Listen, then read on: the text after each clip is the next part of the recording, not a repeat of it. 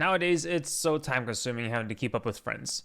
Back in the day, you actually had to hang out in person and talk to them in real life. Although it's gotten a little bit better, now that you can just message them, it's still kind of a pain in the ass. So you have to actually use your brain, have to actually think about what you want to say to them. But now, there's a solution. You no longer have to think. You could just use AI to chat with your friends instead.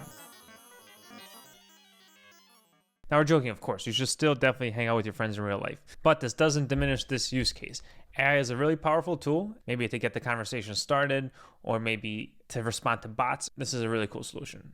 So in this video, we're going to build a one-to-one messaging application, and then we're going to add ChatGPT where it can either reply with a happy or an angry message. So the tools we're going to use for this is Flutter, Agora Chat, and ChatGPT, of course. So Agora Chat enables you to communicate via text messages in real time between you and your friends. Of course, you could send all sorts of images, GIFs, anything you really want, your location using Agora Chat. Agora has a whole real-time communication side of things, so you can either use Agora Chat separately as just a standalone application, or you can put it together with a video call and make it even more powerful of an application. Now, the next one is ChatGPT.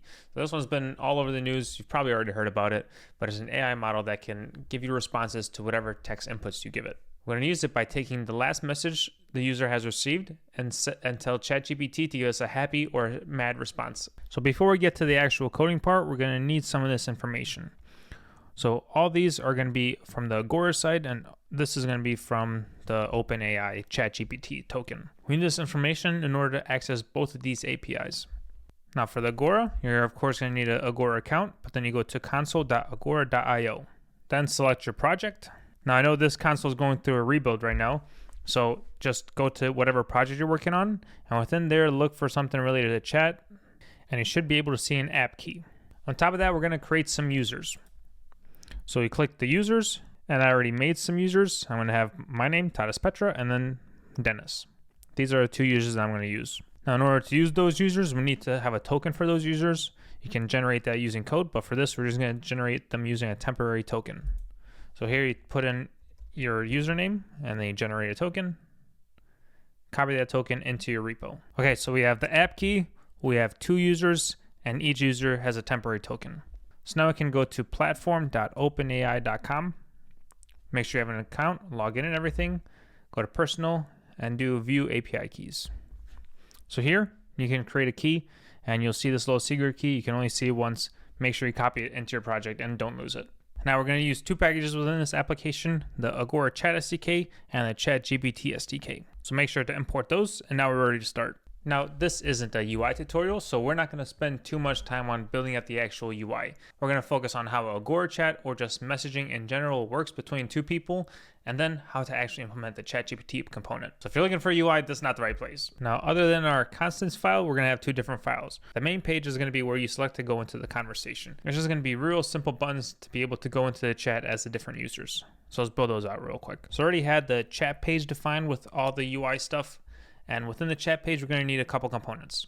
So we need the chat key, which is just the app key that we had. I don't know why I named it chat. Just let's just go with it. We have the user ID of the user that you're logging in with, your Agora token as well, and who you want to send the messages for. So these we're going to be using to sign the actual user in. And then this is so we know who to send the messages to. And that's exactly what we did here. So I made a button that says login as Tadas Petra, which is the first user. That user's token and user ID is passed in, as well as who I want to send the messages to. So we're actually going to copy this text button and do the same thing again. Except this time we're going to take the second user. So this is the Dennis user. We're going to use the user ID 2 and Agora token 2. And we want to send to the first user. And you don't need a number at all there. And there we go. We have both of the buttons.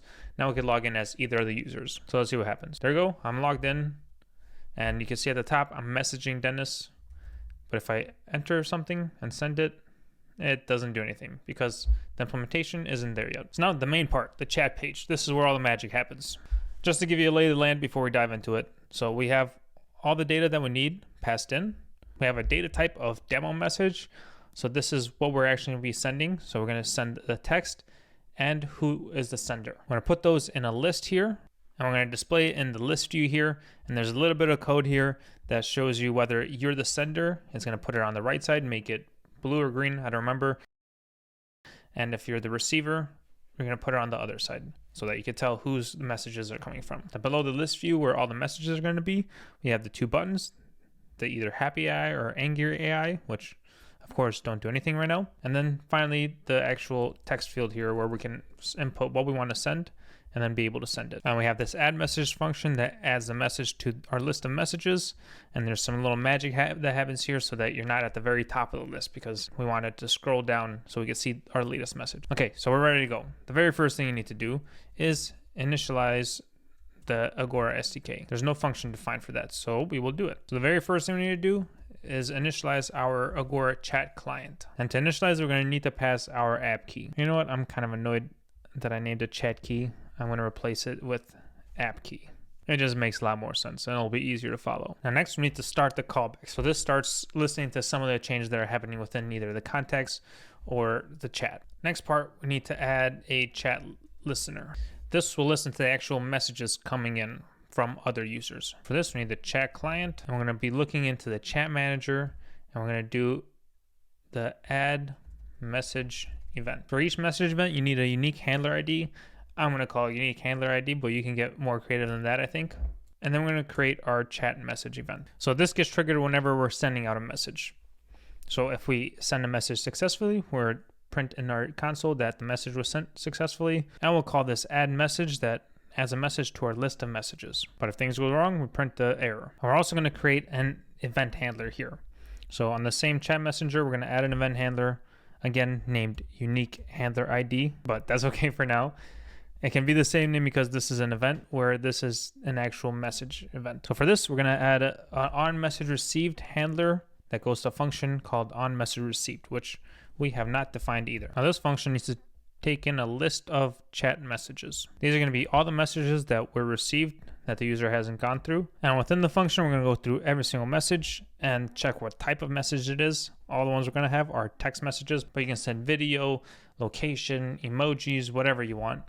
But we're just going to do text. So for every text type of message, we're going to get the body of that message, print that we have received a message from some user, and add that message to our running list of messages. Now the logic to send and receive the messages is pretty much completed.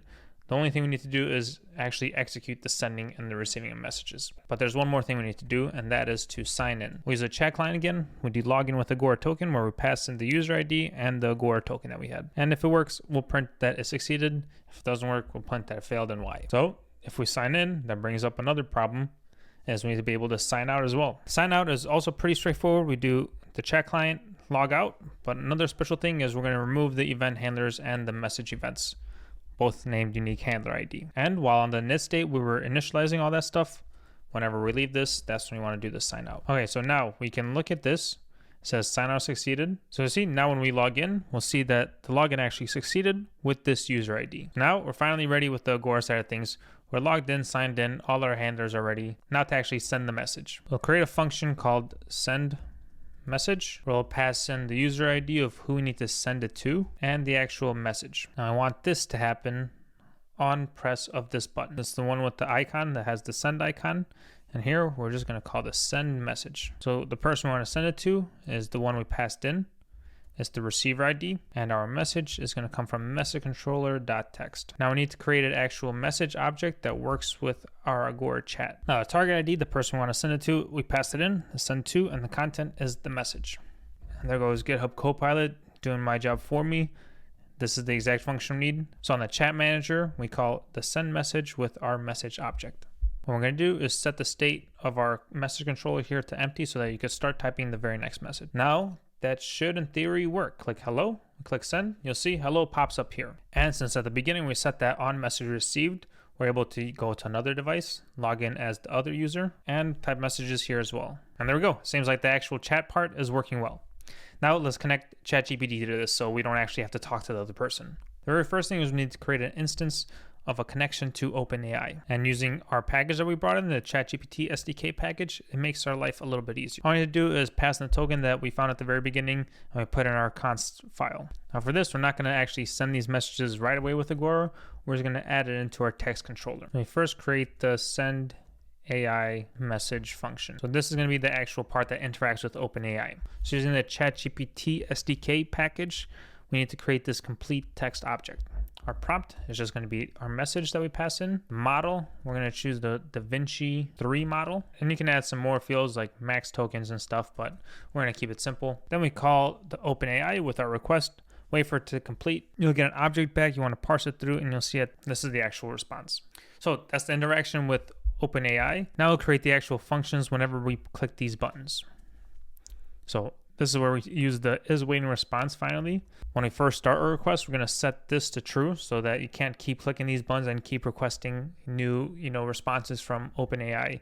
It'll turn on a little loading indicator so that you can wait until your response is back before you press it again. Now, the first thing, I want to create a list of all the other person's messages, so we're not responding to our own messages. And then I want to send the AI message, which is the function we just defined.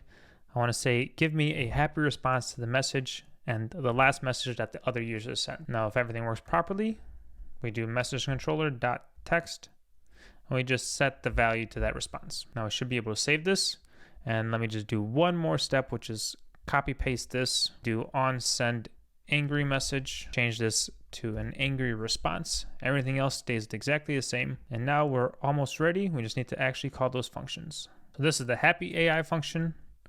We'll call the on tap happy message. And this is the angry AI button, where we'll call the on tap angry message. And in theory, our application should be working now. We type hello here, send it. Here we can say something funny like, are you doing? We'll send it. And here, I think it's time to respond angrily. We'll generate an angry response and it's not showing up. All right, let's try that again. We'll generate an angry response. Not great. How about you? So the thing that was happening here is the response from ChatGPT has a bunch of enters and everything. So our text was in there somewhere, but it was just not visible. So we want to trim all the empty space before and after. So now we got the angry eye responding. We'll send it here and let's just have them fight a little bit. So I'll give an angry response here as well. Not great for me either. What is not great for you? And let's switch it up with a happy response. I'm grateful for the things that are great for me. Now that's just AI talking to itself, but you can see everything seems to be working perfectly well. So there you go, that's how you do it. Now you can chat between just your friends, or you can even add an AI bot so you don't have to really talk to them anymore.